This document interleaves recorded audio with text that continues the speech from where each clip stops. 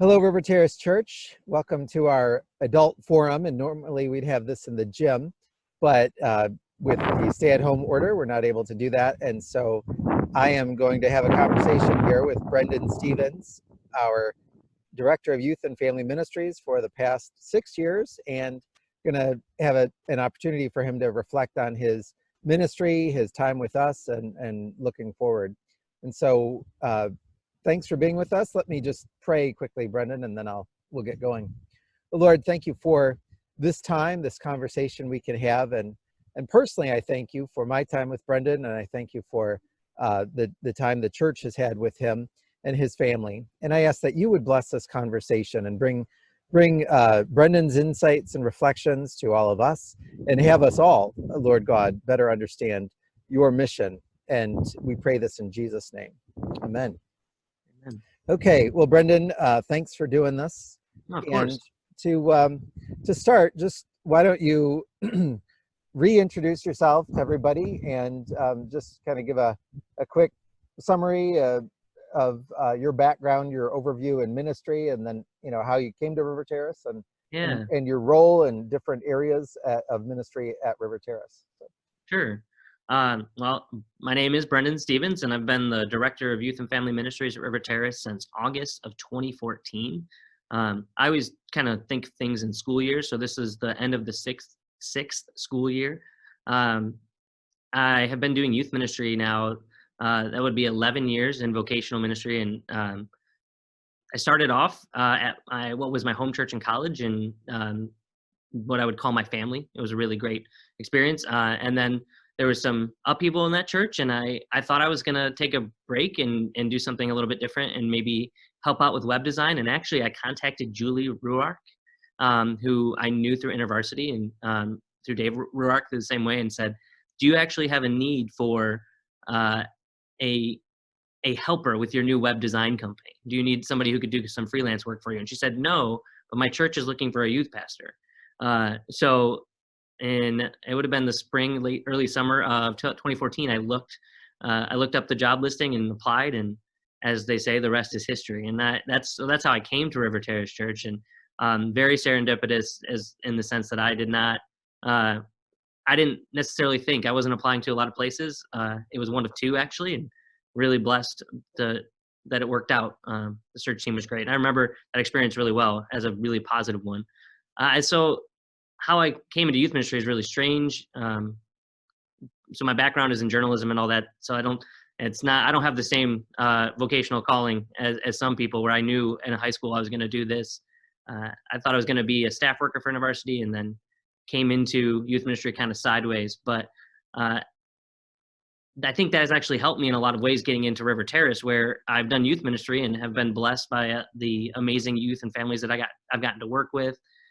But the communication background, I think, has been one of the ways that I've done a little bit of different kind of ministry than some youth pastors might do, where I've helped out with tech at River Terrace. I've been in the back with our Sunday morning projection and a lot of social media communication for the youth group, and some video development and putting videos together for different things for the website or events. And I've been kind of able to use my communication background to help out in different ways in the office too, with website. I remember when we first started the website, Blythe and I worked really closely together trying to figure out some stuff. And it's been a little bit of a hodgepodge for me as far as finding ways that I could help. I think that's one of the blessings of being on a church staff, is that everybody has their gifting and their jobs, but you get to step in and do different things. I've been able to work with Shalom and Ken, with you, with Dads and Lads and different stuff like that, just stepping into different areas of the church. So it's been a lot of good things that I've gotten to do over 5+ years now. Yeah, and during the school year, you normally have Sunday night evening, and then Wednesday night Bible study or different activities with community night. Right. And then summers would be you help out with VBS, but then would have Impact Lansing for middle schoolers, right? And then a mission trip for high schoolers and adult volunteers. And and then what other, that is kind of the rhythm. Yeah. Yeah, the rhythm of the of youth ministry, it's interesting because I've always joked with the staff, and Ken will know this. My rhythm almost kind of feels offbeat to the church rhythm sometimes. When the church is taking its slower times, that's when I'm my busiest, and when the church is a little bit busier, youth ministry is a little slower. But when we launch in September, we launch with Sunday night programming, Sunday morning Sunday school curriculum, and Wednesday nights a few weeks later, and we get in a pretty steady rhythm of that throughout the year. We have events once a month. Try to have attending games and activities, performances for students. And then by November, we're starting to think about the summer and getting ready for the high school mission trip. A lot of fundraising events that the church has been unbelievably supportive of in my time here. That's one of the things that I have always been amazed by. So planning those fundraising events, winter retreats start to come up in October, and we usually do those in January or February. And then Impact Lansing, not only do we get a group of middle schoolers to go from River Terrace, but I've been on the leadership team for that, the executive team of that for the last few years. And so that's become more of like an annual thought process too, of putting together brochures for that group and doing some of the administrative things for the group of leaders that we have for that. And then, once the summer hits, it's VBS, a couple weeks off, Impact Lansing, week off sometimes, because one year I made the mistake of scheduling them back to back. And that was the craziest 2 weeks of my youth ministry life. And then we do the high school mission trip, and then it's almost like 1 or 2 weeks off, and we're back into the next year of doing that. Yeah, and so you've been with River Terrace for 6 years, and then your time before that in youth ministry.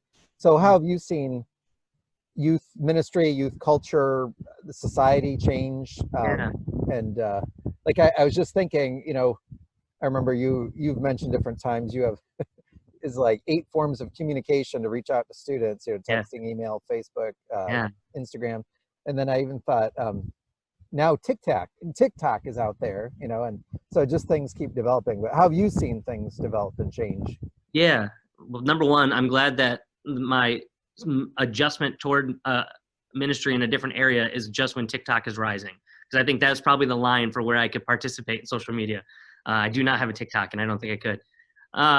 So the biggest change I've seen is, and I think a lot of people can recognize it, is if you think of adolescence as a string, it's almost like both ends are stretching, where because of social media, because of the way culture has kind of evolved, kids are introduced to more adult themes earlier in their lives, both with the things that might tempt us, or the challenges of being an adult, and the choices we have to make. And then on the other end, kind of the extension of dragging out, probably in a healthy way, staying with their parents longer, or kind of not taking that next step, getting married later, starting families later. And so there's that extension of adolescence that has been the biggest shift, I think, in youth ministry and culture, because it changes the middle school students that come in. We're elementary students, but you see a little bit more dichotomy in those that are still holding on to that elementary mindset, and more who have been pulled towards an older teen mindset. So you're navigating that in a middle school student is a little bit different. And I relate it back even further to when I was a middle school student, and the things that I wasn't even remotely aware of, that now a 6th grader has seen, knows, is talked about in their school. And so that's been probably the biggest change. And then also you see the anxiety aspect of growing at a younger age. I think it's always a challenge to be a high school student and have your future ahead of you, and trying to get your grades and try to figure out what you're going to do with your life. And I think that's always been a challenge. But seeing in middle school, and really was an epidemic almost in this area in particular for a few years, is middle school suicide, where anxiety and depression hit middle school students to such a degree because of future pressures, because of, I think, how social media impacts the makeup of a student, the pressure of trying to be what you see on social media and falling short of that, and the weight that forces a student to carry. And so you've seen some positive aspects in social media where it connects people in ways that it wouldn't. You mentioned the ways I've communicated. I think when I started it was 8. Now it's up to 12, I think. There's just 12 different ways that students receive information. It's insane. And really, you need all of them. But all of that, kind of all that information constantly coming at you, you're constantly connected to your phone, but not connecting to people the same way.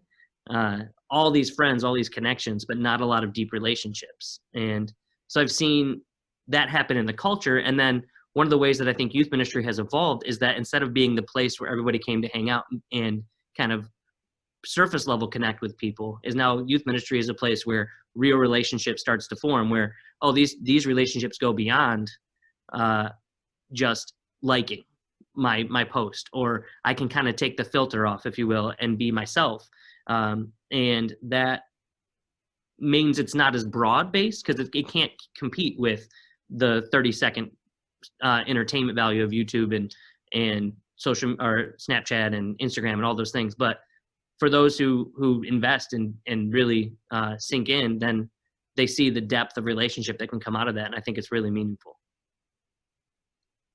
So, well, thanks. That's really insightful and helpful to hear and understand the changes developing. And so when you look at your time with River Terrace, and now you're moving on to, I think your new position is Connections Pastor, is that what it's called? Yeah. At River's Edge.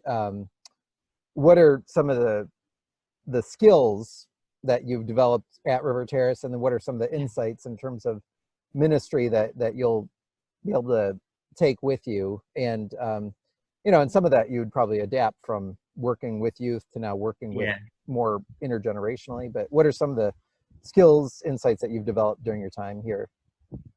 Yeah, I've been kind of saying my job now is going to be connecting with people, connecting people to each other, and then connecting people to ministry positions that they can serve in and how to use their gifting. So I think one of the things that River Terrace has allowed me to do is to be the youth pastor and to find out how to build community with the youth, and how to figure out what their gifts are and find different ways for them to plug in, and really pursue relationships on a meaningful level. It's been a huge blessing to kind of be able to focus on a group of people and just dive into those relationships. And I think I've seen the value, or the reward of that, both in my own life and in the life of the ministry, where we have deep rooted relationships between leaders and students. The other thing that this church has done is it's allowed me to be a part of the church as a whole and get to know families and parents and the great supporters of the ministry that we've had. So while I spend a good majority of my week playing silly games and on social media, texting, talking, connecting with students over coffee and those things, it's still, when I come to the life of the Sunday, I'm involved in the life of the church and have felt connected to that broader life as a member of the church, and have formed relationships with countless parents and adults that I've seen how I could be an encouragement and a value to them as well. And I think the biggest takeaway that I can have is how much community, how much connection changes your involvement in a church, or your investment in the church, and how much value that has in the life of an individual. And it's not about me connecting necessarily, as much as seeing that when that happens in a church, it has far-reaching effects. And so just trying to get people in the right position to feel connected. And one of the phrases that churches use is the back door, like who's leaving, who's going out the back door. And River Terrace has done such a great job of forming these thought processes of the Connect team and the Connect cards and developing systems that I've seen where those can be helpful in building a church. And River's Edge has a lot of energy and a lot of enthusiasm about stuff. And me being administrative, organizationally kind of minded, I can step in and use some of the things I've learned from River Terrace practically as well to put into practice and hopefully take their stuff to the next step. Okay, and then looking at River Terrace, what do you think is, I mean, it seems like there's a lot that River Terrace shares with any church, and then there are some unique things, things specific to River Terrace. What seems like, yeah, here's where River Terrace is pretty like most churches, and here's where it's unique. Yeah, I think like most churches, I think there's a real sense of history. The churches, at least churches that have been around as long as River Terrace has. I think when we had the the anniversary in October, this past October, it just showed how deeply connected this church is to the history of River Terrace, and how those generations have passed on the faith to the next generation behind them. And I think that's common of good, healthy churches that have history, and I've appreciated that a lot. I also think there's a sense of this isn't just a CRC church. It is a CRC church with a deep tradition, but I think it connects with all churches, where it is a place where people from all different areas of this greater Lansing area come together, and we see how it branches out in a really kind of amazing way. When you look at a lot of churches that are denominational, there's kind of a couple in the area, but this is the only one, so it brings people from all over, and I think that allows it to have more of an eclectic feel, and a lot of different mindsets and thought processes. And then there's some unique things about River Terrace that I've appreciated. One is the music at River Terrace. You just cannot. I've had the privilege of hearing the music at River's Edge, and they're talented people, and this takes nothing away from them. But when you have a choir like that River Terrace has, it's amazing. I've told Lori so many times that I didn't appreciate choir music until I came to River Terrace. It was amazing. And then you have a concert pianist in Derek at second service who legitimately, and we joked about this earlier this week, is world renowned. We just sit there and we listen to him, and then he goes and takes care of his kids like it's just no thing. But we were at a concert just then. Very few churches are impacted with that level of musical gifting. And then there's the international feel that comes along with River Terrace, both because of the denominational background and also the connection to the international ministry on campus. And then I think the thing that maybe isn't unique, because a lot of churches have this or would say they have this, but there's a real deep care for one another at River Terrace that I've appreciated. Over the last few weeks, I've been blessed by many letters and emails and phone calls and texts just to express appreciation for me and heartfelt well wishes about what's coming next. And I think it's because there's an authentic care for one another at River Terrace, and that may not be unique to River Terrace, but it is a unique feeling at River Terrace. Yeah, well, I'm gonna ask you some more questions about just the time now and how you and your family are doing. But what are ways that we can be praying for you as you transition into this new ministry? Yeah, I think the biggest thing is that in a time when there is social distancing, you're at home because you're following the rules, and I'm actually in the youth room because I'm doing some cleanup stuff, but also it just felt right to be in here. But how do you be a connections pastor at a time when 6 feet is the minimum, and really being at home is the maximum? So I've become very comfortable with Zoom over the last 6 weeks, but yeah, it's kind of like, hey, Jesus, here are my loaves and fishes. Now, multiply them. Or, right. Connections pastor. Yeah. That's a really great analogy, because it does feel like I have very little to offer as far as lunches and outings that I would normally take people on to connect with them. And instead I'm going to be like, hey, can we just get on the computer and talk face to face? And so just prayers on how to navigate that. There's some ideas forming, and I'm hopeful, but just how to navigate connecting in a time when you just really can't. And then I think the biggest challenge for Chris and I is a very practical one, is that she's still working full time with Bethany. She's their organization is working hard to continue to put Forever Families together. So she's got a full-time job. I'm still blessed by a full-time job. We still have 2 kids who are doing school every day of the week. And so there's a lot of stress that builds up in feeling the weight of all the responsibilities that we have. So just that we'd have peace. And I saw a meme, and not that I'm one to love quoting memes, but it said, we're not working from home, but we're working at home during a crisis. And we're not homeschooling, we're schooling at home during a crisis. And it's just kind of shaping our expectations so that we don't think we can do the impossible by working full time, schooling full time. Like they're going to be give and take. So we giving ourselves a break and having some peace and rest and making sure we take the rest. That's some big ones for us as far as how you can be praying for us moving forward.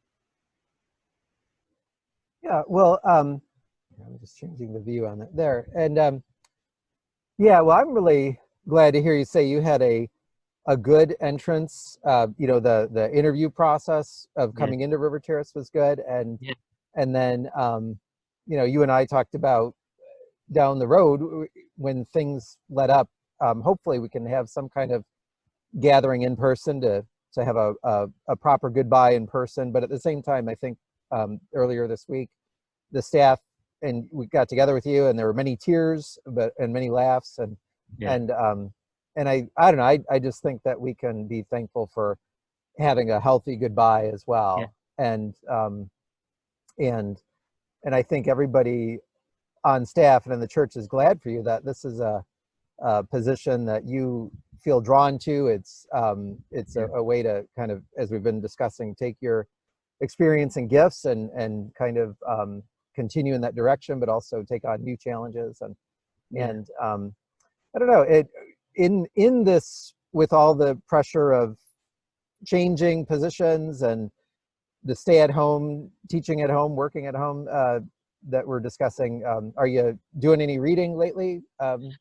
Yeah, I actually been taking the chance to go back through, because what I do when I read, and some people may find this abhorrent, so I apologize, but I underline things in my book as I read, and so I've been going back through and I've been trying to type up, and then I go back through and I type up the notes so they're searchable for me later. Because the worst thing in the world is to know you read something somewhere and then pick up a whole book and have no idea where to find it.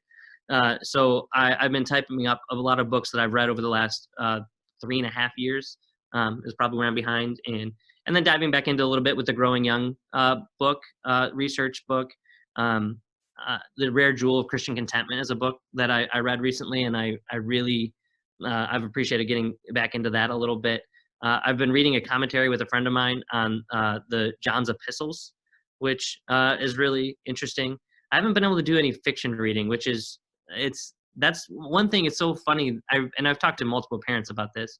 Is we all had grand ambitions about reading a bunch of books, and I have a friend who said, "I'm reading a book a day." He's another youth pastor, and I was like, "Wow, that's amazing." That made me feel pressure, and then I realized he has no children, and I was like, "Well, yeah. Well, I mean, what else are you gonna do?" So I've been trying to dive into some old ones rather than add more to my pile, if that makes sense.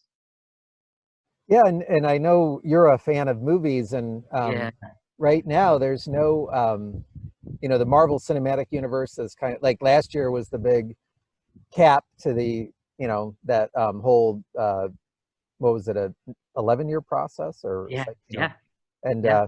so are there any big movies coming out in the future or that are delayed that you're waiting for, or is it just kind of?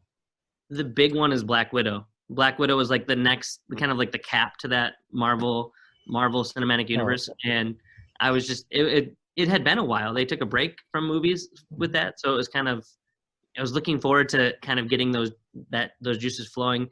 And then I think in general, the thing movies coming out, I'm missing. There's a whole slew of summer ones that are supposed to come out that I was excited about, but now there's just, I can't go see any movies. mm-hmm. And I know that my kids, we do a family movie night on Friday nights, and we just get the latest kids movie and rent it and spend $5. And now it's spend $20 to watch Trolls once, and I don't I don't think we can do that.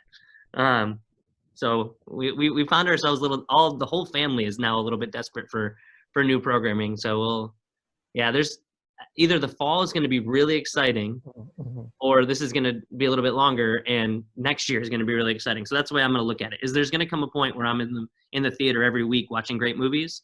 It's either this fall or next year. But. Well, I think we can close in prayer here in a minute, but is there anything else you'd like to share or say? And I really thank you for having this conversation with me, Yeah. and Well, for all your reflections. yeah, this is a great opportunity. I appreciate you asking. This is, I mean, the biggest thing I would say, and you alluded to it earlier, is just that I'm excited that I'm able to be running toward something that River's Edge is offering the opportunity to do. I'm excited about doing intergenerational ministry and doing those things. But it's been very hard it was hard to make the decision to go. It's been very hard through these last few weeks to think about the finality of that idea and to be now kind of on that doorstep, because River Terrace has been just an amazing gift to me as a person, as a pastor, as a person on staff. The support and the encouragement and the love has been real. And I'm just really thankful. I'm trying not to cry, which at River Terrace would be not unusual, because it feels like every time I'm in front of this group of people, I'm crying about something. But this has been a wonderful opportunity to be me, and youth pastors get a little leeway for being the goofy ones, and I've certainly received that. But also, I've walked through some really hard personal stuff with my dad passing and the support this church gave me, and I'm really thankful for that, and the continued friendships and care that will have come from this. And one of the blessings of being in God's family is that I may be leaving River Terrace as an employee and a member, but I'm not leaving my family, whether it's connections through our children or just seeing you all about town. That you are all friends and family to me, and always will be, both in a very high sense, as we are all members of God's family, but also in a very personal sense. You have been wonderful people to me, and I could not be more thankful. And my family, my kids especially, they're adjusting differently than Krista and I, but we all appreciate the ministry you've done for us, with us, and alongside us, and we are just truly thankful for this great family.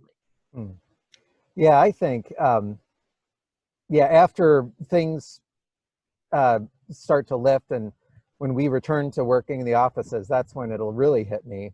Like when your office is empty and there's always, there'll be that impulse to go talk with you or go, hey, could you help, with this tech issue or whatever, and you won't be there. That's when it'll really hit me. I mean, it has, and I've grieved, but then that'll just seem unreal. So, well, what I'd like to do, Brendan, if you don't mind, how about we close if you just give a short prayer for River Terrace, the youth, the volunteers, and the congregation, and then and I'll pray for you and your family. Is that? Okay. Yeah, gladly. Heavenly Father, I thank you for this church, Lord, for River Terrace, for its heart to honor and glorify you, Lord, for its deep commitment to doing good work. Lord, I think of the many people that I've seen being the hands and feet of Jesus here in quiet, unknown ways. Lord, I thank you for the blessing of being in the building when people are serving, when no one sees. I thank you for just the many blessings that this congregation has given me, Lord. And I pray for them as they move forward. I pray for the youth, God, that you would continue to make yourself known to them, Lord, that you would help them grow in love and knowledge of you through the ministry that happens here, through the many leaders and adults who have poured into their lives. I pray for the programming and all those details to get worked out, Lord, but I just pray that most of all that they would feel your love for them through the people at River Terrace, as I know they desire to show it. Lord, I pray for the volunteers, and I thank you for their amazing service, for the collaboration and the teamwork, for their building into me and encouraging me, and just couldn't be more blessed by the people who have chosen to serve the youth ministry and work alongside me. God, I pray for this congregation as they go through, like all of us are, this unique and challenging time. God, I thank you for the ways that technology has allowed us to continue to connect with one another. And I pray that as things shift and change, Lord, that the care for one another would continue to be known and shown through the leadership and through the individual members. God, I know so much is happening that we don't even see, love and acts of kindness that are hard to quantify and to capture, God. But I pray that you would continue to show them all the way to love one another as Jesus loved us. And Lord, as this continues into normalcy months down the line, God, I just pray that you would continue to draw people into this community, Lord, that you would use River Terrace in East Lansing and the greater Lansing area to serve well, to let your make your name known in this city, and Lord, that you would just continue to bless this amazing family of yours. And Lord, I also pray for the staff, Lord, just the amazing group of people that you have called into these positions. I'm beyond blessed by having worked with them, and I just pray that you would continue to give them the energy, the gift, the help, the teams, the confidence and the giftings that you've given them, and the resources to continue to do the amazing ministry that I've been privileged to walk alongside them doing. God, they are an amazing group of people, and gifted to this church by you. So bless them, God. I pray that you would just bless this church, that you would keep them safe during these challenging and scary times. Lord, that you would make your name and your face known to each one of them. Lord, that you would love them, Lord, and that they would continue to show that love to others. Yeah, Heavenly Father, I thank you for this time, this conversation with Brendan. Personally, I give thanks for our friendship, but also give thanks for the friendships and connections that he and his family have built throughout the congregation. And I do pray, Lord, that you would have your Spirit affirm him, and he would sense that pronouncement of well done, good and faithful servant, that would not only give him a sense of closure here, but also that he would look forward to hearing that one day when he stands face to face before you, and with his time at River Terrace, his time with River's Edge, and all the ministry through his life, he would be able to present before you as an offering before our gracious and loving God. And I do pray for Brendan and Krista, for Breslin and Hazel and JJ, that they would experience a strong embrace from their new congregation, that they would transition well, even with the challenging circumstances, and that all that Brendan has done with River Terrace and what he will do now with River's Edge, that you would use him to equip the saints for ministry. And we ask this all in Jesus' name. Amen. Amen. Oh, thank you, Ken. Yeah, well, thank you, Brendan. And it is so good to have this conversation with you. Yeah. Thank you. My pleasure.